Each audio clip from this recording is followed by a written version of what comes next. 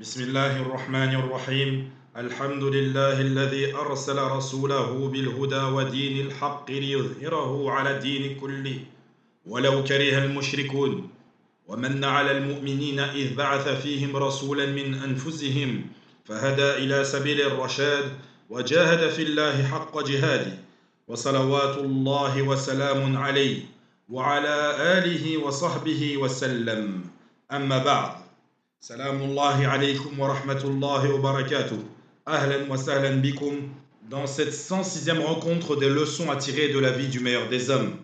Nous sommes toujours dans le récit de la conquête de la Mecque. Lorsque le prophète sallallahu alayhi wa sallam a pris la route vers Mecca, certains historiens nous disent qu'à peine arrivé à Dhul Hulayfa, Al-Abbas, donc son oncle, est arrivé à lui. D'autres nous disent que c'est à Juhfa. Les deux sont des miqats, sauf que Dhul Hulayfa est à la sortie de Médine, alors que Juhfa est à peu près à 200 km de Mecca, qui est le miqat des gens du nord, du Shem. Il y a différentes versions concernant cet événement et nous allons évoquer une de ces versions. Il est dit que lorsque le prophète sallallahu alayhi wa sallam a pris la route, Al-Abbas est arrivé auprès du prophète sallallahu alayhi wa sallam. Il lui a annoncé la bonne nouvelle de sa conversion, donc qui voulait se convertir à l'islam. Et là, Al-Abbas a attesté des deux attestations de foi, que nul ne méritait d'être adoré excepté Allah, et que Mohammed est le messager et le serviteur d'Allah. Et il voulait donc par là laisser sa famille à Médine. An-Nabi sallallahu alayhi wa sallam s'est réjoui de cette nouvelle. De peur que les gens pensent que Al-Abbas est encore mécréant, étant donné que le prophète sallallahu alayhi wa sallam avait préparé les musulmans pour aller conquérir la Mecque, voilà que ce présent qui leur vient, qui est Al-Abbas, qui est un mécréant pour eux. Ils ne savent pas encore qui s'est converti. Alors le prophète sallallahu alayhi wa sallam dit à Al-Abbas qu'il avait l'intention d'aller à la Mecque pour la conquérir. Et c'est là que Al-Abbas essaya d'intercéder en faveur des mécréants, en disant à son neveu, Ya Rasulallah, permets-moi de partir et de les convaincre de se soumettre à l'islam. Comme cela, il n'y aura pas d'effusion de sang. Le prophète sallallahu alayhi wa sallam acquiesça. Prends donc ma monture, va les avertir qu'aujourd'hui il n'y a pas d'échappatoire. Soit ils se soumettent, soit nous les combattrons. Puis il prit la route, et lorsqu'il est arrivé aux portes de Mecca, il croisa Abu Sofyan sur un cheval. Puis Al-Abbas posa la question à Abu Sofyan. Pendant ce temps-là, les musulmans étaient non loin d'eux. Et là, Al-Abbas, il dit à Abu Sofyan, où vas-tu? Et là, Abu Sofyan dit à Al-Abbas, je m'en vais vers le messager d'Allah pour essayer de le convaincre de ne pas nous combattre. Et là, Al-Abbas dit à Abu Sofyan, ça y est, c'est trop tard. Le messager d'Allah est à la porte de Mecca. Il est certes venu à vous avec une armée, vous ne pourrez rien face à elle. Alors que le prophète sallallahu alayhi wa sallam, lorsqu'il est arrivé aux portes de Mecca, il avait dit à ses soldats de se répartir et d'allumer des feux un peu partout.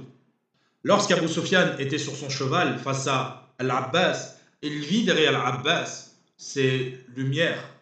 Il a compris que c'était l'emplacement des musulmans, de l'armée des musulmans. Et il l'a vu bien nombreuse. D'autres Arabes avaient vu cela, d'autres gens de Quraysh, mais ils pensaient que c'était de la tribu de Khuza'a. Ils ne doutaient pas une seule seconde que cela pouvait être les musulmans de Médine. Lorsqu'Abu Sufyan a vu cela, Al-Abbas lui dit à Abu Sufyan, penses-tu que tu peux faire face à cela? Quand est-ce que tu vas te convertir? Convertis-toi, soumets-toi à l'islam. Viens avec moi, allons voir le messager d'Allah. Et là, Al-Abbas lui proposa de monter en croupe derrière lui. Puis, lorsqu'ils ont pris la route vers le prophète sallam, ils sont passés devant des campements des musulmans. Tous ceux qui voyaient la monture du prophète sallam, ils savaient que c'était l'oncle du prophète sallam. Donc, ils le laissaient passer. Jusqu'à arriver non loin de Omar ibn al-Khattab radiallahu anhu. Et Omar croisa le regard d'Abu Sufyan et il dit, Omar ibn al-Khattab, louange à celui qui t'a apporté à moi pour que je te tranche la gorge. Et là, Al-Abbas fit accélérer la monture. Omar était lent, il n'a pas pu rattraper la monture du prophète sallallahu alayhi wa sallam. Et lorsque les deux hommes sont entrés auprès du prophète sallallahu alayhi wa sallam, le prophète sallallahu alayhi wa sallam a fait reconnaître à Abu Sufyan la trahison et il a fait reconnaître la rupture du traité de paix. Lorsqu'Abu Sofyan a entendu cela, il a été hésitant. Est-ce qu'il se convertit ou est-ce qu'il reste sur sa mécréance? Car il a peur d'exposer sa conversion au prophète sallallahu alayhi wa sallam et que le prophète la refuse, dû à tout le mal qu'il a fait. Et c'est là que le prophète sallallahu alayhi wa sallam dit à ses compagnons qui sont présents, aux musulmans qui voient les habitations de la Mecque et qui ont ce désir d'aller reconquérir leur terre. Et là, Abu Sofyan prend son courage à deux mains et il se soumet à l'islam en reconnaissant que nul ne méritait d'être adoré excepté Allah et que Mohammed était le messager d'Allah. Et là, Al-Abbas dit au prophète sallallahu alayhi wa sallam secrètement, Ya Rasulallah, inna Aba Sofyan sharafun. Abu Sofyan, c'est un notable, il est très respecté et il aime les honneurs. Accorde-lui une faveur. Et là, le prophète sallallahu alayhi wa sallam, en regardant les musulmans, il dit, Ya ma'ashar al-muslimin, man dakhala bayta Abi Sofyan fahuwa amin, wa man dakhala baytahu fahuwa amin, wa man dakhala al-Ka'ba fahuwa amin. Au peuple des musulmans, celui qui rentre dans la maison d'Abu Sofyan, donc parmi les mécréants, il est en paix, en sécurité. Celui qui rentre dans sa propre maison, il est en paix, en sécurité. Et celui qui rentre dans la Kaaba, il est en paix, en sécurité. Tous ces gens-là, vous ne leur faites pas de mal. Illa sitta minhum, excepté 6 d'entre eux, 4 hommes et 2 femmes. Et il donna des noms. Parmi eux, Ikrima ibn Abi Jahl, également Safwan ibn Umayya, mais aussi 2 femmes, 2 chanteuses qui proféraient des horreurs à l'encontre du prophète, de ses épouses et des musulmans. Et il dit aux musulmans, même si vous les voyez agrippés à la Kaaba, alors tuez-les. Car ces hommes et ces femmes qu'il a énumérés étaient des ennemis déclarés de l'islam. Ils détestaient l'islam. Puis le prophète sallallahu alayhi wa sallam lança l'assaut vers la Mecque. Il plaça Abu Ubaida ibn Jarrah à l'avant-garde de l'armée. Et il dit à Khalid ibn al-Walid de gérer l'aile droite qui était le sud de Mecca. Et donc Khalid ibn al-Walid radiallahu anhu s'est placé au sud de Mecca sur une montagne qui est bien connue aujourd'hui, qui donne une vue plongeante sur la mosquée sacrée. Quant au flanc gauche, il mit Zubayr ibn al-Awwam radiallahu anhu. Il avait également ordonné à Saad ibn Ubada de porter l'étendard. C'est là que Abu Sofyan prit la parole et il dit au prophète sallallahu alayhi wa sallam, vas-tu faire couler le sang dans le sanctuaire? Et là le prophète sallallahu alayhi wa sallam lui répond, c'est un jour où la Kaaba sera honorée. Les musulmans se sont donc dirigés vers la mosquée sacrée. Il est rapporté que le prophète sallallahu alayhi wa sallam avait la tête recouverte et baissée. Lorsqu'il est rentré à la Mecque, il est rentré par un endroit aujourd'hui qui est au nord. Lorsqu'on se trouve dans la mosquée sacrée même, la porte que vous voyez avec écrit Bab al-Fath, c'est par là que le prophète sallallahu alayhi wa sallam est arrivé. Lorsque le prophète est rentré dans la Mecque et qu'il a ordonné à ses hommes de se placer, puis le prophète sallallahu alayhi wa sallam en rentrant, lorsqu'il pointait du doigt une statue, il disait Ja al-haq wa zahaqa al-batil, inna al-batila kana zahuqa. C'est-à-dire, la vérité qu'est l'islam est enfin arrivée et le faux a disparu, car le faux est destiné à disparaître. Puis le prophète sallallahu alayhi wa sallam est rentré dans la Kaaba.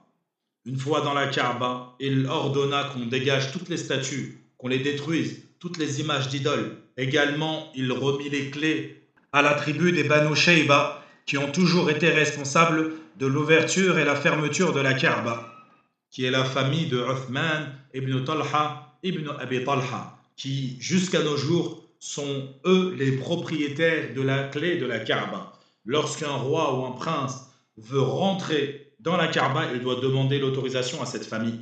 Parmi les choses qu'on apprend à ce moment-là, c'est que le prophète sallallahu alayhi wa sallam, lorsqu'il est arrivé à la Mecque, il ne jeûnait plus. Comme il est dit dans certains ouvrages, il est rentré à la Mecque le 21e jour de Ramadan. Et pendant toute la période où il était à la Mecque, il n'a pas jeûné. Et ceci fait partie de la sunna. Lorsque tu es voyageur, tu as droit de ne plus jeûner dans l'endroit où tu te trouves.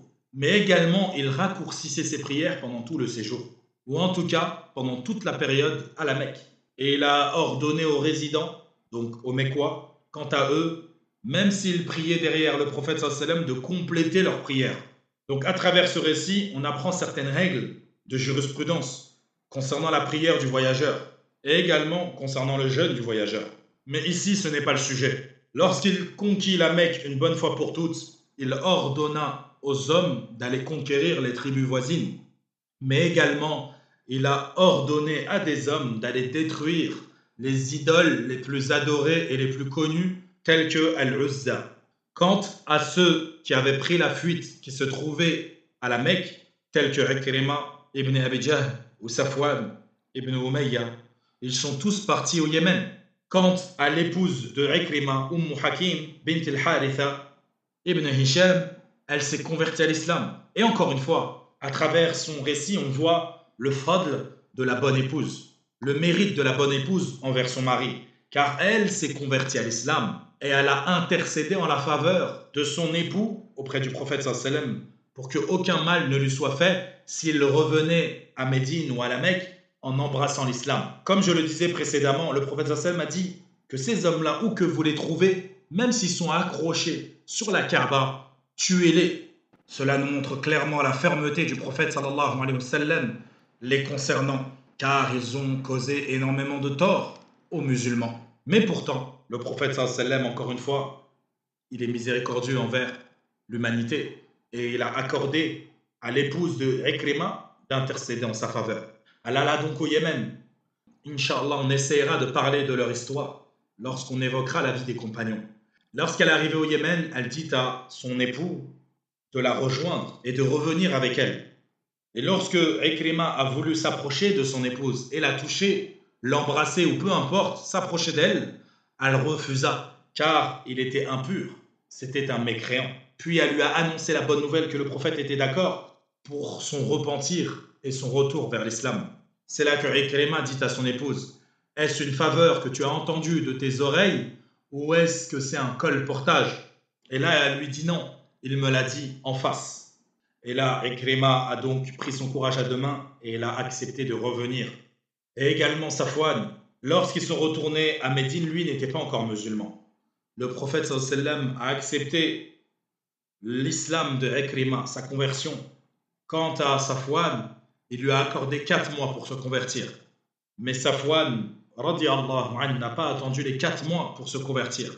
Il s'est converti quelque temps après son arrivée à Médine, au fait du comportement des musulmans et de l'accueil qu'il a eu des musulmans et du prophète sallallahu alayhi wa sallam.